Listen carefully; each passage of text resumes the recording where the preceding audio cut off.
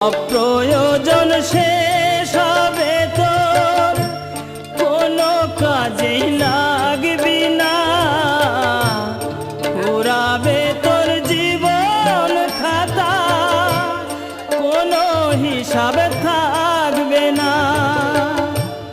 যেদিন যাবি শ্মশান ঘাটে, কলঙ্ক কেউ দেবে না, হিসাবের ফল শূন্য হবে, কিছুই যে তোর থাকবে না, কিছুই যে তোর থাকবে না, কিছুই যে তোর থাকবে না।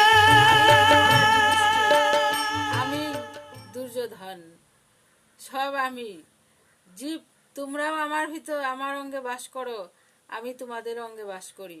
তাই তোমাদেরকে শেখানোর জন্য সৃষ্টি হলো মহাভারত। সেখান থেকে শুরু হলো কাকে দিয়ে? মহারাজ ভরতকে দিয়ে শুরু হলেন মহাভারত।